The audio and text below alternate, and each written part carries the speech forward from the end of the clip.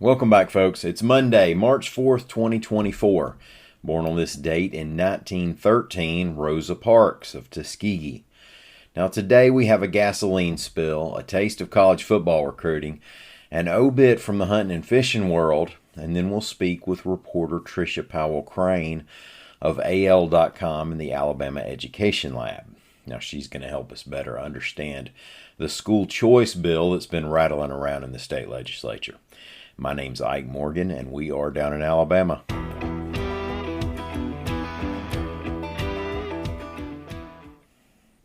Around 7,500 gallons of gasoline were spilled on Interstate 59 in Birmingham early Saturday morning when a tanker and an SUV crashed, reports AL.com's Carol Robinson. 2 people were hospitalized after the crash.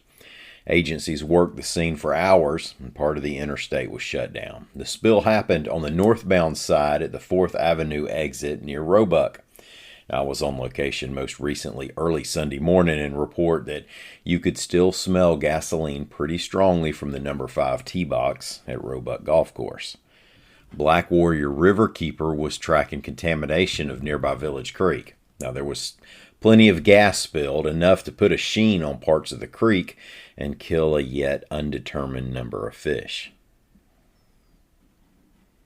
Now, we don't cover a lot of college football recruiting here at Down in Alabama for a number of reasons, but this one I thought was kind of emblematic of modern football recruiting for those who don't follow closely. AL.com's Matt Stahl reported on the recruitment of Saraland's 4-star defensive lineman Antonio Coleman for the class of 2025. Now, Coleman originally made his commitment to play for the University of Alabama. Recruiting commitments aren't binding until a letter of intent is signed. So on December 23rd, Coleman changed his commitment to Auburn University. An Auburn assistant coach, excited at having flipped a player from Alabama, even went on video holding an ornament that said, "Merry Flipmas." But be careful how hard you celebrate a commitment, which has become an ironic word. Think of college commitments as Hollywood marriages. Celebrate them when they happen, but don't get too attached. December 23rd was so last year. Coleman now, according to recruiting outlets and his own Roll Tide Roll tweet, reconsidered the change and has unrecommitted from Auburn and recommitted to Alabama. It's just another way we get to experience the Iron Bowl rivalry all year long. Outdoors advocate, radio host, podcast host Big Daddy James Lawler passed away on February 13th, reports the Lead's Mike Bolton. His show was called Getting Outdoors, and he based it first in Demopolis, then Thomasville, and finally Selma. But he had listeners all over the state, and especially during the podcast era, well beyond. James Lawler was 72 years old. Let's take a break, at least for some of y'all, and we'll be back to talk school choice.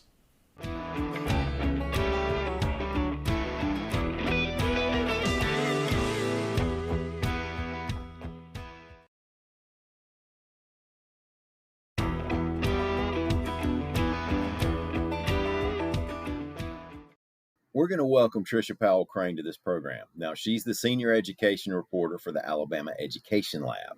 The lab is an AL.com team that's very issue focused on things that are working and not working in Alabama schools. Well, how are you doing today, Tricia? Oh, I'm doing great, Ike. Thanks for having me. Before the current legislative session, Governor Ivey said her top priority this year is going to be school choice. And here we are a little over a month later. There's a measure that's passed the Alabama House of Representatives called the CHOOSE Act. Now, for enthusiasts of naming of laws, that's the creating hope and opportunity for our students' education. Now, it allows students to use special savings accounts to take school funds from, where they are and go to another school elsewhere. The bill still needs to get through the Senate before it can reach the governor's desk. Now, assuming this thing becomes a law, can you tell us what it's going to look like in the real world, best you can, and how it's supposed to work or how they expect it to work? Yes, I'll do my best. The way it's written right now, it's what It's called an education savings account. Okay. ESA, you'll hear that. We love acronyms, right? So Okay. ESAs, you'll hear people talk about ESAs. And what it will do is the mechanics of it, how it's going to be funded, the lawmakers are going to set aside $100 million in refundable income tax credits. And I don't really understand exactly how that's going to work, but eligible students will have access to $7,000 per student.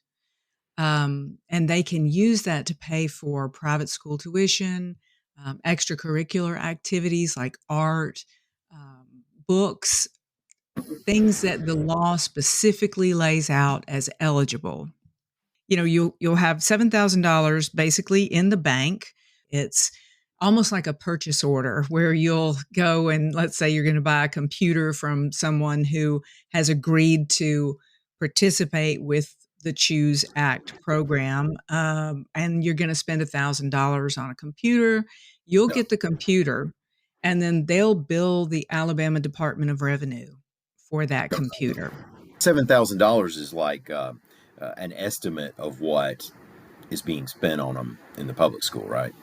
Yeah, it's based on state funding, and last year I think it was about $7,100. It differs a little Right. bit where you are, but yeah, it was about $7,000, and so they have set it at $7,000. They haven't really, they're not tying it to what the state funding per student was in any given year. And I should say too, there's a benefit for homeschoolers that homeschooled students, eligible students, will have access to $2,000 um, to pay for their educational expenses. Obviously, they're not paying tuition, so they'll have $2,000, and a family can get a homeschooling family. Let's say you have 3 or 4 kids that you're homeschooling, you'll get up to $4,000. So for homeschoolers, there's a limit per family. For kids who are accessing the full $7,000 credit, there is no limit per family. This is designed to help kids who are uh, uh, in a public school and want to go to a private school. This isn't the school choice thing where I pick another school zone like some states have. Yeah, every state is a little bit different, and so that's why it really matters what lawmakers decide goes into the final bill. But right now, there will for 2 years, it would start in the 2025-26 school year.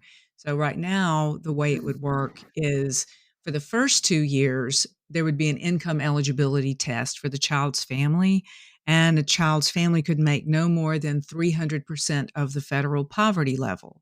If it was in place this year, that would be about $93,000 for a family of 4. So that 300% is going to be tied to the federal poverty level, which of course changes every year. Those will be the students that will be eligible. The first 500 of these $7,000 ESAs will be reserved for students with disabilities, students who have IEPs, individual education programs, or basically receiving special education. And then with $100 million, there's about enough money to fund 14,000 of these scholarships, but they will be available to students who have been in private school, who have been in public school. Some states have limited it to only those children who have been in public school. That is not in the bill right now. We've had the Alabama Accountability Act now for about a decade, and there seems to be some crossover here. I mean, does this completely supersede that, or I mean, how do these work together? It will be one or the other. So if you're eligible, like right now for the Alabama Accountability Act, there is an income eligibility limit for children who receive those, what they're called tax credit scholarships. And there is no acronym for that, but tax credit Oh, scholarships. I'm picking the uh, one with the acronym before I change schools. Right, right, right. But so you won't be able to get both. No child will be able to get both. Right. And the difference in them is the tax credit scholarship really isn't limited. Well, it's limited to like $10,000. So it's actually worth more than the $7,000 one is. Okay.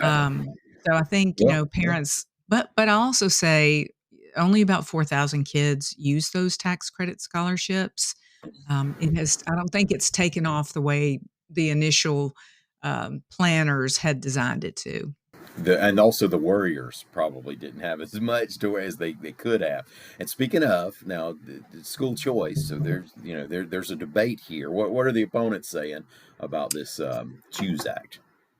Well, interestingly, there are like 3 sets of opponents, right, to this. So nobody's happy right now, which, in journalism, we say, "Well, then you must have written a good article," right? So I don't Yeah. know if that goes for the bill, but so there are some people who think that this bill does not go far enough in financial transparency and academic accountability because the students who are using ESAs, they will be required to get tested, but of course the participating school will use their own test, right? Because they are teaching their own curriculum. They're not using the state standards and any state approved curricula.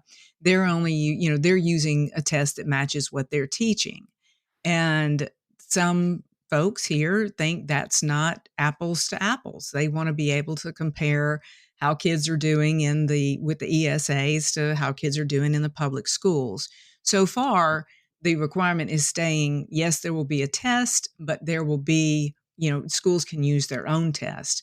So on the flip side of that are people who say, you shouldn't make them turn those test results into the Alabama Department of Revenue because all schools are going to test. You would expect them to just to see how their kids are doing. And those people, say don't make them give the results to the Alabama Department of Revenue. Like that's just too far. It's government overreach. And then you have, just the people. Now, those two groups are they're not diametrically opposed. Again, it's just all in the details. But then there are people who just say, look, Alabama has historically underfunded its schools forever, and we don't need to take more money out of the bucket that would go to public schools. And that's part of their argument is please don't take any more money away from public schools. Does this take money away from a particular pot in the budget, or is this a bottom line thing across school districts? Well, it's kind of both. It's going to make the pot to appropriate money from the Education Trust Fund. If you're removing $100 million from the pot, then technically you're taking away from the possibility that that money could go to public schools. As we know, the Education Trust Fund funds a lot more than just public schools, right? It funds colleges, it funds a lot of educational type activities. So there was no guarantee that that $100 million would have gone to public schools, right? Okay. But then at the school level, yeah, right now we fund schools based on the number of students who attended the school the previous year. So if a school that has, 1,000 kids, if they lose 100 kids, they will, if 100 kids take these ESAs and go elsewhere, whether it's to a private school or homeschool or even to a different public school district or public school, they will lose that funding eventually the following year. That money will be, we're seeing it happen in real time in places like the Black Belt and in, isolated rural areas where there are fewer and fewer children. You can follow the path of fewer children is fewer teachers, less money for Yeah. building operational costs. And that's, opponents are saying, we're still going to have a school building to operate. Even if we have 100 fewer kids, if the school is built for 1,000 kids, we're still going to have that same size school building, but we're going to have less money to operate it. We got to bring this thing to a close here, but if you can tell us a little bit about the Alabama Education Lab, or just mostly how folks can see the work y'all are doing. Sure. Yeah. And I thought your explanation of EdLab was really good there at the beginning, Ike. So thank you. I may borrow that. That was a All right. nice, concise version. But EdLab you can see, number one, you just see our work on AL.com.